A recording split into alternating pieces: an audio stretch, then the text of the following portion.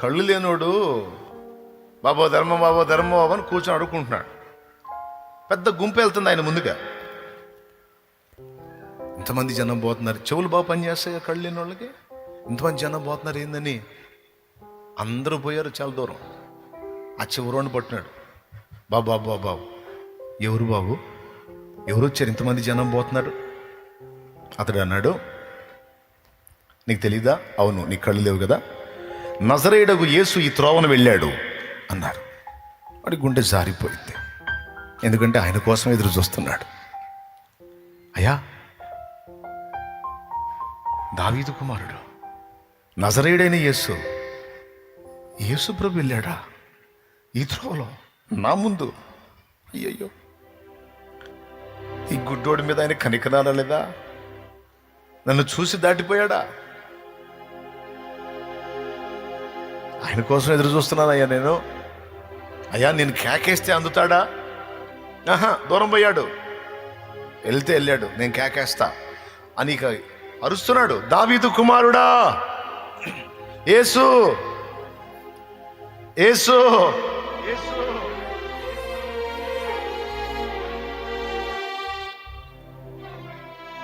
అరవట మొదలు పెట్టాడు. అయ్యో, ఆయన కోసమే నేనుంది. దావీదు కుమారుడా యేసు. అద్దు ఆగిపోయాడు. నా వేదనకు మితి లేదు, నా శోకానికి తుది లేదు. నీవుగాక జీవితాన ఆశయే లేదు. నా వేదనకు మితి లేదు, నా శోకానికి తుది లేదు. నీవుగాక జీవితాన ఆశయే లేదు. నీవుగాక జీవితాన ఆశయే లేదు. నా కోసం నువ్వు వస్తావని, నా తధ్వని వింటావని, నా కోసం నువ్వు వస్తావని, తధ్వని వింటావని ఎదురు చూస్తున్నాను, ఎదుర కాస్తున్నాను, ఎదురు చూస్తున్నాను, ఎదుర కాస్తున్నాను. దాటిపోబోకయ్యా,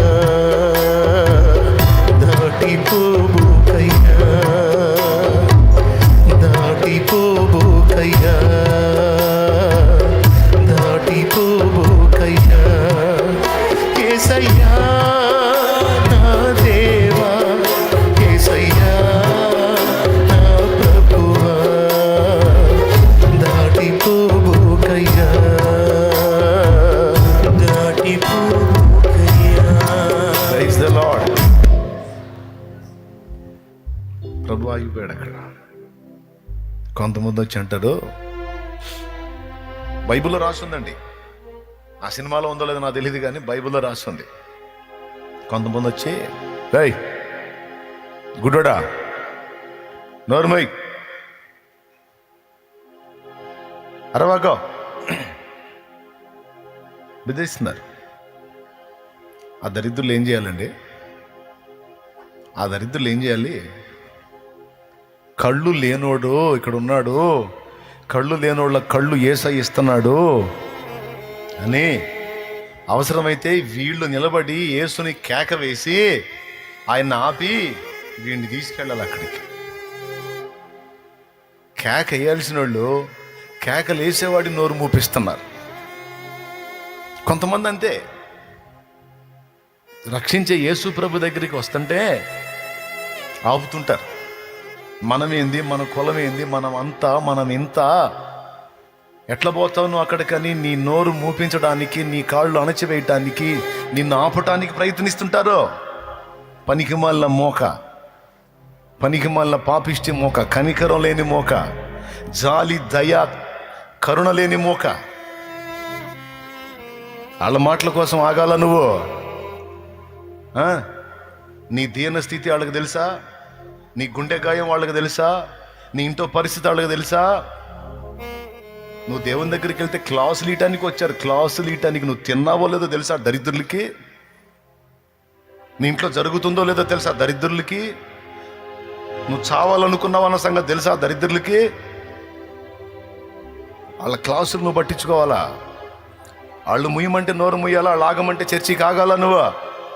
ఎవరురా మీరు? ఎవరు మీరు?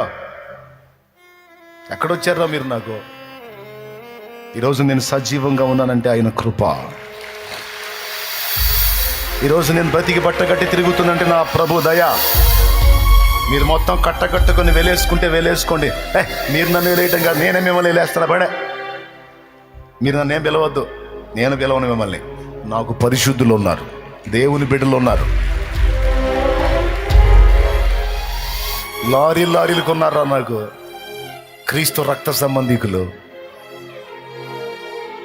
అట్లా అంటే పరిగెత్తుతారు నాకు. అసలు ఎవరు రాకపోయినా పర్వాలా, నాకు యేసు చాలు.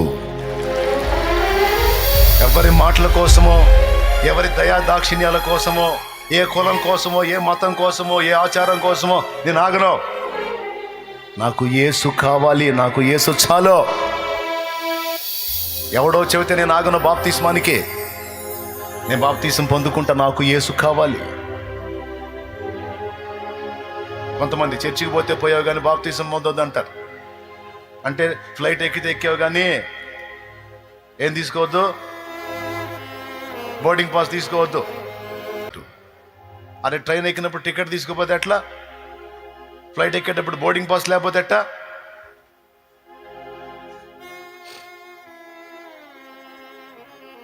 దేవుని సన్నిధికి వచ్చినప్పుడు, యేసయ్య దగ్గరికి వచ్చినప్పుడు బాప్తిసం అందకపోతే ఎట్టా?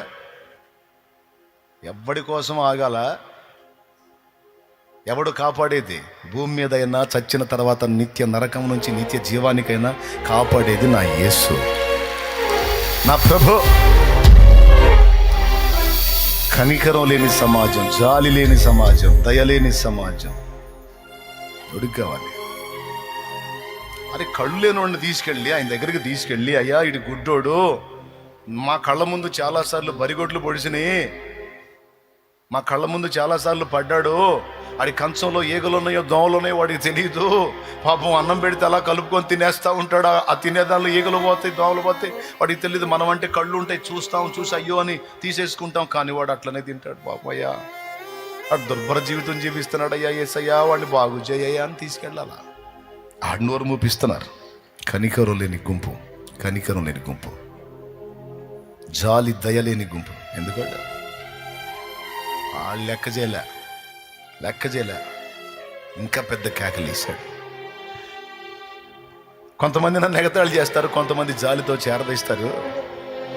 వాళ్ళు చేరదీసిందే ఎంతవరకు? అయ్యో రూపాయి ఇచ్చి పోతారు వాళ్ళు, అంతవరకేగా. నా బరువు బాధ్యతలు మోసేది ఎవరయ్యా? యేసయ్యా.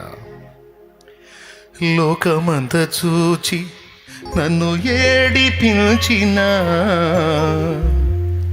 జాలితో నన్ను చేరదీసిన, ఒంటరినయ్య నా తోడు నిలువవా, ఒంటరినయ్య నా తోడు నిలువవా, దావీదు కుమారుడా నన్ను దాటిపోకయ్యా, నజరేతువాడ నన్ను విడిచిపోకయ్యా. ఆగే కబురు పెట్టాడు. అతని పిలుపు నాకు వినబడింది, అతని నా ఎద్దుకు తీసుకొని రండి అన్నాడు.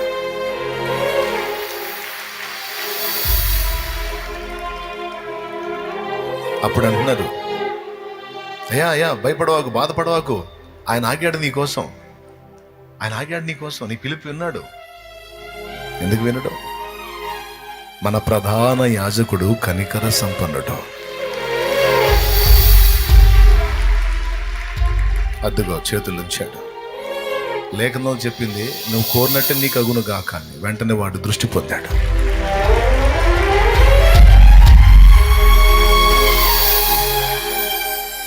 చూడగలుగుతున్నాడు, వెలుగును చూడగలుగుతున్నాడు.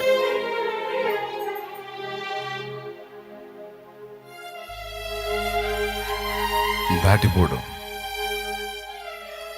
అయిపోయింది, స్వస్థపరచుడు, వెళ్ళిపోతున్నాడు.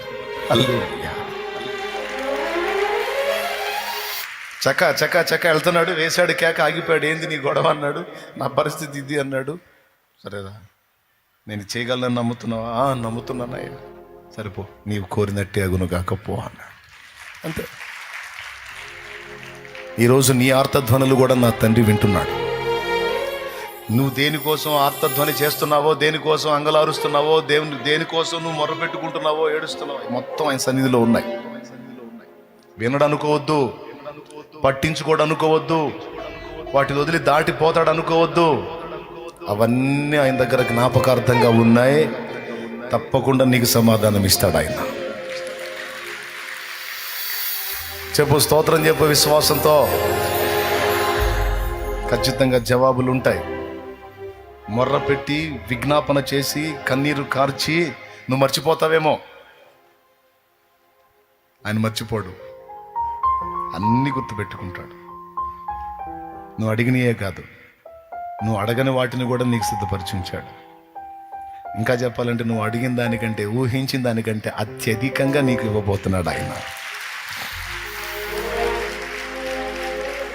నమ్మిన వాళ్ళంతా స్వతంత్రించుకుంటారు, అనుమానించిన వాళ్ళు ఏది పొందలేరు.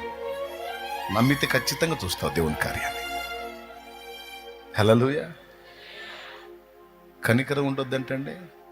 యాజకుడా, భక్తుడా, భక్తురాలా, దారిలోనే చూపించాడు దేవుడు. కనికరం నాకు ఇష్టమైందిరా, కనికరం లేని భక్తి, కరుణ చూపని భక్తి, ప్రేమ లేని భక్తి నాకు నచ్చదురా అని ఆ దొంగల చేతిలో చిక్కి గాయాలమయమైపోయినోడిని చూపించి వాడిని ఆదుకోరా అని దేవుడు మాట్లాడుతుంటే అవి యాడిన పడతాయండి. యాజకుడికి యాడిన పడతాయి. దాటి వెళ్ళిపోయాడు. తర్వాత ఆ మార్గంలో లేవీయుడు ఒకడు వచ్చాడు. లేవీయుడు ఒకడు వచ్చి అతడు అనుకున్నాడు, ఇతడు సంఘ పెద్ద అనుకోండి, స్తోత్రం, లేకపోతే దేవుని సన్నిధిలో విశ్వాసం అనుకోండి. నా టైం అయిపోతుంది,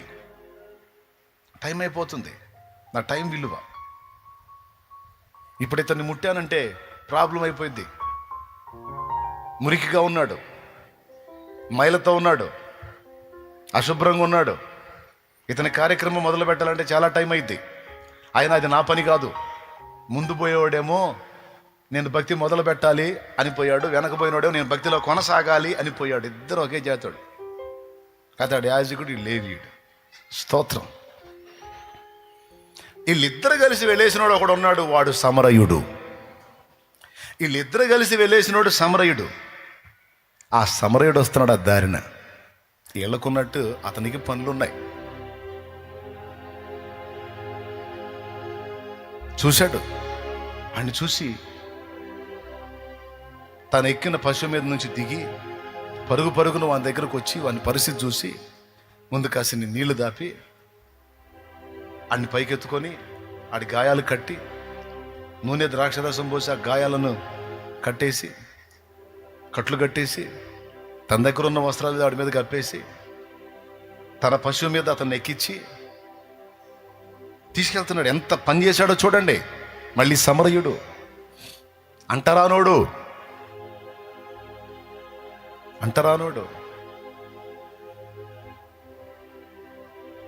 రక్షిస్తున్నాడు. గాయపరచబడిన జీవితాలని బాగు చేస్తున్నాడు. దైవస్వరం వానికి వినపడింది, భక్తులు వినపడలా. భక్తులు భజన చేసుకుంటా పోయారు. భక్తులు వినపడలా, వానికి వినపడింది.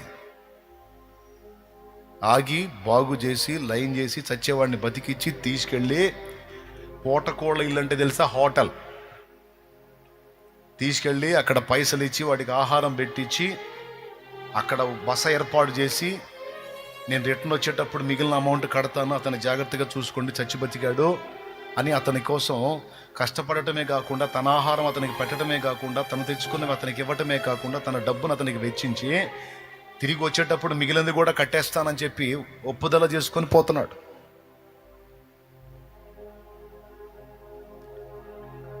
ఎవరి దగ్గర ఉందండి కనికరం? పెద్ద భక్తుడు యాజకుడు, చిన్న భక్తుడు లేవీయుడు, అంట్రానోడు సమరయుడు. మరి దేవుడు మెచ్చే కనికరము, ప్రేమ, జాలి, దయ అనే పరిమళం ఎవరి దగ్గర ఉందండి? ఎవరి దగ్గర ఉందండి? ఇది లేని వాని యాజకత్వం ఎందుకంటే తగలబెట్టనా? ఇది లేని వాని లేవియతనం ఎందుకంటే తగలబెట్టనా? ఇప్పుడు మీకు అర్థం అవ్వాలి ఇప్పుడు ఈ మాటలు ఎందుకు చెప్తున్నాను.